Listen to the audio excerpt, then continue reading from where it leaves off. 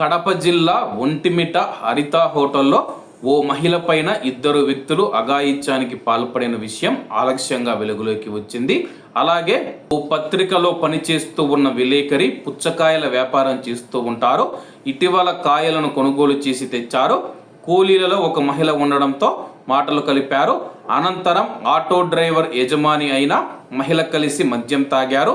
ఆ తర్వాత హరిత హోటల్ ప్రాంగణంలో ఉన్న గదికి ముగ్గురు వచ్చారు. ఎలాంటి రుసుము లేకుండా, అనుమతి తీసుకోకుండా అక్రమంగా ప్రవేశించడానికి వీల్లేదని అక్కడ పనిచేస్తూ ఉన్న సిబ్బంది అడ్డుకున్నా వినిపించుకోలేదు. ఆ తర్వాత మహిళపై పట్టపగలే ఒకరి తర్వాత ఒకరు అఘాయిత్యానికి పాల్పడ్డారు.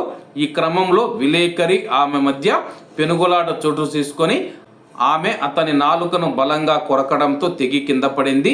ఈ ఘటనతో ఆయన భయపడి బయటికి పరుగులు తీశారు.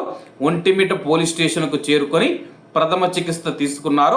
అనంతరం కుటుంబ సభ్యులు 108 వాహనంలో అతన్ని కడప రిమ్స్కు తరలించారు. బాధితురాలిని ఆటో యజమాని స్థానిక రైల్వే స్టేషన్లో విడిచిపెట్టారు. ఈ ఉదాంతం పోలీసుల దృష్టికి వెళ్లడంతో హరిత హోటల్కు సోమవారం చేరుకుని విచారించారు. సీసీటీవీ కెమెరాలలో నమోదైన ఫుటేజీని పరిశీలించారు. ఆటో యజమాని అదుపులోకి తీసుకుని విచారిస్తూ ఉన్నారు.